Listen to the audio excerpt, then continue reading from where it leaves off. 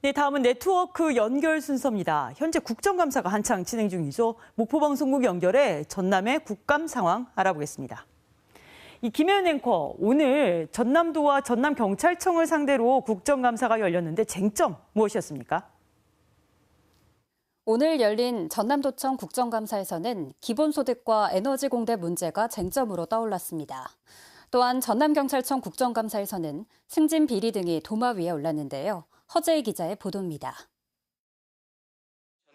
최근 영광 곡선군수 재선거에서 핵심 쟁점으로 떠올랐던 100만 원 기본소득 문제가 전남도청 국정감사에서도 쟁점으로 부각됐습니다.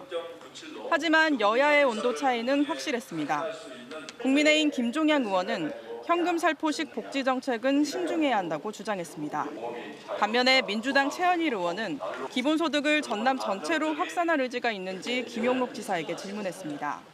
현금 살포식의 어떤 그런 복지 정책에 대해서는 조금 신중을 해야 되겠다는 그런 말씀을 한번 드려보고요. 전 도민 100만 원 기본소득을 실현하면 지사님이 생각하는 그 창의적인 선도적인 혁신 행정이 가능할 거라고 보는데.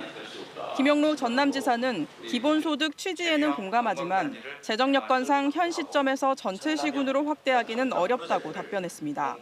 재정 부담이 너무 큽니다. 그렇기 때문에 아마 시범 사업으로 해서 또 지역도 시범 지역을 정해서 해야 되지 않겠느냐 이렇게 생각하고 있는데요.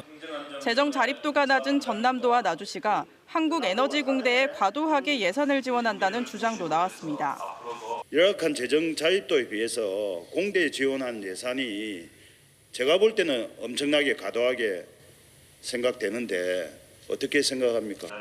하지만 김영록 지사는 지원 필요성을 강조하며 설전을 벌였습니다. 이 부분은 미래 에너지 대전환 시대의 투자다 이렇게 생각을 해주시고. 전남경찰청 국정감사에서는 승진 비리에 대해 여야의 질타가 이어졌습니다. 경감 2천만 원, 경정 3천만 원 등 승진 청탁비를 주는 것이 관행적으로 퍼져 있습니다. 피고인은 관행에 따라 얼마나 관행적이었으면 변호사가 이 얘기를 했겠습니까? 또 최근 현직 경찰관이 피해자 신상 정보가 담긴 박대성 살인사건 수사 자료를 유출하는 등 공직기강 해이가 심각한 수준이라는 지적도 나왔습니다. KBS 뉴스 허재입니다.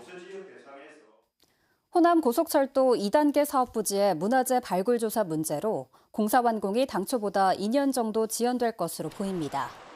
전라남도는 최근 국토교통부가 당초 내년 말 완공을 목표로 했던 호남 고속철도 2단계 건설 사업의 완공 시기를 2027년 말로 2년 연장하겠다는 실시계획 변경 협의 요청을 해왔다고 밝혔습니다. 국토부는 나주와 한평 일부 공사 구간에서 문화재 발굴로 인해 공기 지연이 불가피하다는 판단을 한 것으로 알려졌습니다. 이와 관련해 전라남도는 2년은 너무 길다며 공사 지연 시기를 최대한 단축해 줄 것을 요청할 계획입니다. 전남 도립도서관이 한강 작가의 노벨 문학상 수상을 기념해 한강 작가 도서 전시 등 특별 프로그램을 운영합니다. 도서 전시에서는 한강 작가의 대표작인 채식주의자 등 시집과 동화, 영문 번역본과 작가의 추천 도서, 소년이 온다 독후감 수상작 문집과 그리고 아버지인 한승원 소설가의 작품도 함께 전시됩니다. 이와 함께 한강 작가의 문학적 성과와 작품의 세계를 깊이 이해할 수 있는 문학 특강도 개최할 예정입니다. 목포 해경 소속 경찰관 12명과 전남도청 병원선 근무자 14명, 그리고 미용 봉사자 등이 신안군 지도읍의 선도리를 찾아 법률 상담과 해안가 정화 활동, 의료와 미용 봉사 등을 실시했습니다. 목포 해경은 올해 상반기 무안군에서 이동 민원실을 운영하는 등 교통이 어려워 여러 서비스에서 소외된 섬 주민들의 고충 해소를 위해서 찾아가는 이동 민원실을 운영하고 있습니다. 지금까지 목포에서 전해드렸습니다.